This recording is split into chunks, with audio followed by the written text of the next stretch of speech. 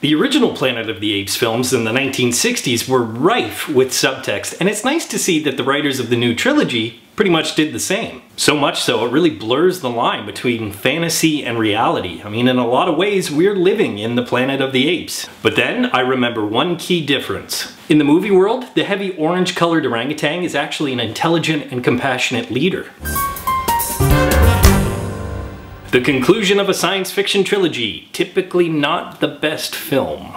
Wait, was The Godfather science fiction? The important thing is something I mentioned in the teaser, that the writers of this new franchise paid tribute to the Godfather who started it all, Mr. Rod Serling. Now, how do you pay tribute to the Godfather who started it all? You create a new franchise with an appropriate tone that is loaded with subtext. I feel that tone is important now more than ever because originally Serling's iconic twist ending was a quick commentary on nuclear war in an otherwise B film, let's be honest. But now that same tone just wouldn't work. You want the audience to take the film seriously, even though it's about talking monkeys. One thing I will praise throughout this entire trilogy is you can tell that everyone involved clearly put their heart into it. Now, of course, that starts with the aforementioned writing, but it continues with the performances of the actors. I can't imagine how much fun it is for these performers to actually play apes, and yet don't, for 1 second, undermine the unadulterated amount of effort that they have to put into these characters. Don't think for 1 second that these actors are not actually working. And I'm not just talking about walking around like an ape either. The understated brilliance of any motion caption actor is that they have to convince you that they are in fact an animal or a monster or an alien, and they can only rely on certain aspects of their performance to do so. They only have their physicality or their facial expressions to connect with the audience. And 90% of the ape actors do it without uttering a single word. So imagine you're an actor covered head to toe in gray spandex with a GoPro camera strapped right in your face. You're playing an ape in what's basically a silent film, and yet I, as an audience member, related to almost every single ape character in this film.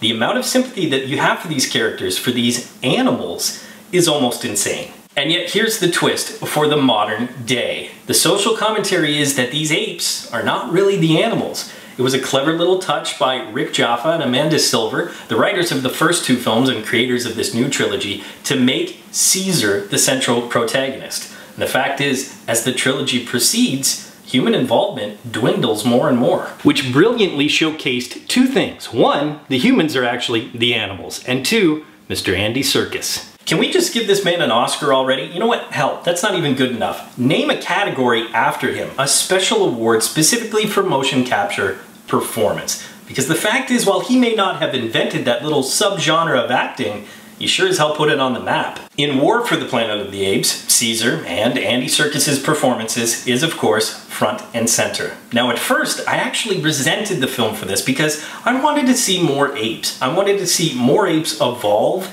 talk, and become more important characters, but then, of course, Caesar would have been lost. I get the impression that Sirkis on set was a bit of a leader, just like Caesar is in the fictional world, that the other ape performers actually looked up to him.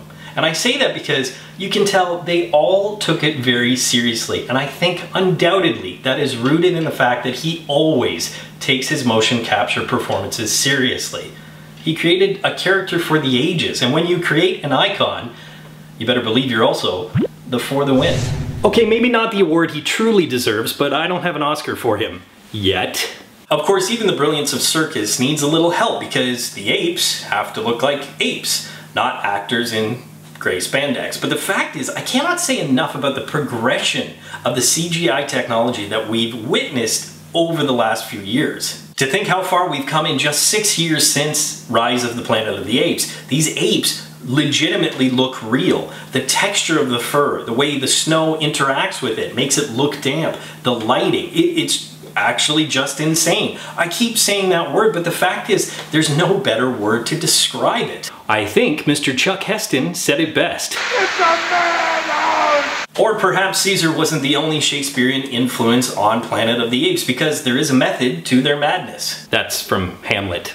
Read a book. This franchise has been one of such vision. Now, of course, unfortunately, I'll never know if the writers and filmmakers had a specific vision if it unraveled exactly to plan over the last 3 films, but you can definitely tell they had a plan. Which, like I said before, most trilogies don't have. However, as much as it seemed they knew how they wanted the story to end, it also felt they didn't really know how they wanted to get there. It's also too bad, because to a certain point the script was near perfect, as I had mentioned before, rife with subtextual social commentary. It was a mystery, a revenge flick, and had relatable characters, all things you look for in a great summer blockbuster. But the ending, and I mean specifically the conclusion to the climax, was just lazy. It was the very definition of Deus Ex Machina, or Deus Ex Monkia. Moving on. Which kind of begs the question, do apes believe in God? Give thanks to you, Simos. No. After everybody saw Ape Lincoln in that one, I think we can all agree there is no God. But this is not Burton's Apes. It's not even Serling's Apes. It's its own Apes. And in a somewhat disappointing summer movie season in 2017, it's definitely one of the best films this summer. Not only that, but it's one of the best conclusions to a trilogy ever put on film, not just within the tiny subgenre of monkey science fiction. Add that all up, and you get and earn it. Poll question, now that the trilogy has concluded, what was your favorite new Planet of the Apes film? As always, leave your answers in the comment section below, but until next time, school's out.